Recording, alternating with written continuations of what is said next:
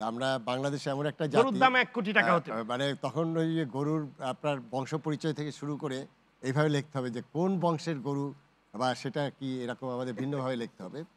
যাই হোক যে প্রাসঙ্গিক আলোচনা হলো সেখানে একটা বিষয় একটু খেয়াল রাখতে হবে। আমাদের কোরবানির গরু আর গরুর সাধারণ মাংসের দাম। এই দুটো জায়গায় কিন্তু আমাকে ভিন্নভাবে আলোচনা করতে হবে। এখানে আমাদের মাওলানা সাহেব যে কথাটা বলেছেন, এটি কিন্তু কোরবানির কিন্তু মূল উদ্দেশ্যটাই কিন্তু স্যাক্রিফাইস এবং সেখানে আমরা যেগুলো আবার দেখছি মনের পশুকে মারার ব্যাপারও আছে। হ্যাঁ, এবং এখানে এই যে স্যাক্রিফাইসের জায়গায় আমরা আজকে কোন জায়গাটায় আসছি এবং এই যে কর্পোরেট কালচার যেভাবে ঢুকে গেছে, আমি অনেক ক্ষেত্রেই কর্পোরেট কালচারকে আমি পজিটিভভাবে দেখি। কিন্তু এই কর্পোরেট কালচারের নামে এটা কিন্তু একটা বাংলাদেশে একটা নেগেটিভ ভাবেই কিন্তু এটা আস্তে আস্তে বীজ না, ছড়াচ্ছে। না আমার একটা ছোট্ট প্রশ্ন। দেশি বিনিয়োগ হলে পরে তো উৎপাদন ব্যয় কমে যাওয়ার হ্যাঁ, কথা। আমি ওই জায়গাটা আছে ১ম আপনি যে যে কর্পোরেটের কথা বললেন, কর্পোরেট ১ম তো তৈরি করছে বেনিয়ারা। না, ১ম যে বিষয়টি আসছে, এই গরুগুলো একটা সময় আমরা সাধারণভাবে লালন-পালন করত এবং দেশীয় ঘাস বা জি, এরকম করে খাওয়ানো হতো। ভালো মাংস এই পেতাম জায়গা আমরা। থেকে যখন এই কর্পোরেটরা চলে আসলো, তখন আমি কিন্তু একটা শ্রেণী বৈষম্য তৈরি করছি। এখানে হেলাল ভাই একসময় বাম রাজনীতি করতেন। উনারা এই শ্রেণী বৈষম্য নিয়ে কথা বলছেন।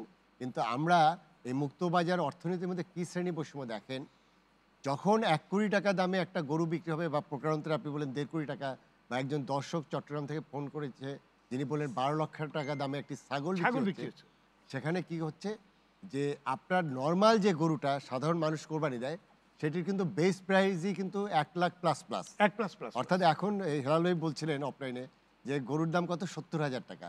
আসলে ৳৭০,০০০ না, তার সাথে একটি ১ অথবা ২ যোগ করতে হবে। রাইট। তাহলে আমি কি করছি যে ওই জায়গাটায় যখন আমি একটা প্রাইস হাঁকিয়ে ফেলছি, তখন কিন্তু আমার যারা সাধারণ মানুষ যে কোরবানি দেয়, সেটি কিন্তু আতঙ্কিত হচ্ছে তারা। সে ৬ ডিজিটের নিচে কিন্তু কোনো কিছু ধরতে পারছে না।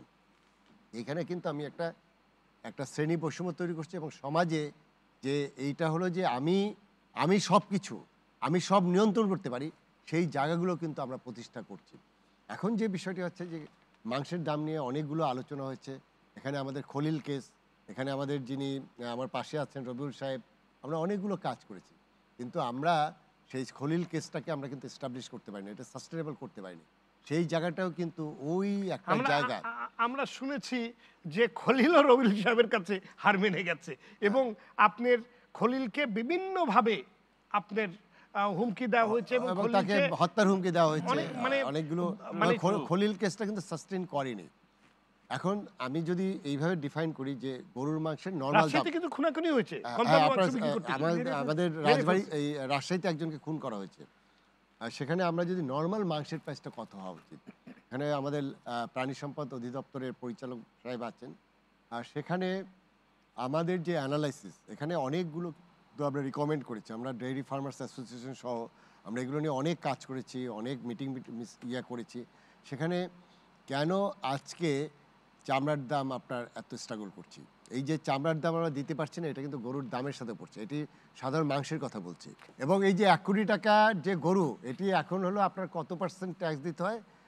এই যে হাটের হাসিল, এটা যদি হাটে ওঠে, তাহলে আপনার না 5% এর কিন্তু তাকে ৳৫,০০,০০০ কিন্তু শুধু হাটের হাসিল দিতে হবে। আমার মনে হয় সিটি কর্পোরেশন অনেক আপনার বিত্তবান হচ্ছে আরকি, এরকম যদি সত্যিকারের হাসিল দেওয়া হয়। আর এটি যেটি প্রসেস কস্ট যদি হয় এরকম, এখন কিন্তু আপনার 10% কিংবা 10% মিনিমাম বা 15%। 15%। 15%। তাহলে গাড়িটা নিতে হবে কিন্তু মার্সিডিজ হ্যাঁ, দিয়া। ৳১৫,০০,০০০ কিন্তু মার্সিডিজ গাড়িতে গাড়িটা এই গরুটা প্রসেস গরুটা করতে নিয়ে যেতে হবে। ৳১৫,০০,০০০ লাগবে। তাহলে আমরা সেরকম একটা বাংলাদেশে আছি। আমরা সেই বাংলাদেশ থেকে কিভাবে বেরিয়ে যাব?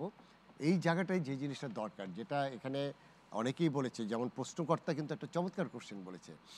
আমাদের যে এনবিআর, আমরা এখন আমাদের 7,97,০০০ কোটি টাকার বাজেট মানে অলমোস্ট এবং ৮ লক্ষ সেখানে হাজার কোটি টাকার বাজেট। যে জিনিসটা আজকে মসলার দাম নিয়ে স্ট্রাগল করছি, আমি 68% ডিউটি এবং সেখানে আমার মিনিমাম ইম্পোর্ট প্রাইস আমরা কিন্তু $২৫০০ কিন্তু আমরা ইয়েতে নির্ধারণ করে দিয়েছি এলাচির ক্ষেত্রে। তাহলে আমি এখান থেকে ডিউটি আদায় করছি। তাহলে ওই যে ৳১,০০,০০,০০০ যে ব্যক্তিটা, তাকে কি আমরা প্রশ্ন করেছি যে গরুটা কিনেছে তার ইনকাম সোর্সটা কি? সে কত টাকা ট্যাক্স দেয়? এবং কোরবানিতে যিনি ৳১,০০,০০,০০০ গরু কিনে যদি কোরবানি দিতে পারে, তাহলে সে আদার্স যে কস্টগুলো, সে কতশো কোটি টাকার বাড়িতে এবং যে থাকে। ব্যবসা করে সেই ব্যবসায় আসলে সে কতটুকু ট্যাক্স পরিশোধ করে। তো এই বিষয়গুলো কিন্তু এখন আমাদের সারফেসে আসা দরকার এবং এগুলো নিয়ে কথা হওয়া দরকার। এবং এই জায়গায় আমি একটা চরমভাবে একটা আমি অবক্ষয় দেখছি।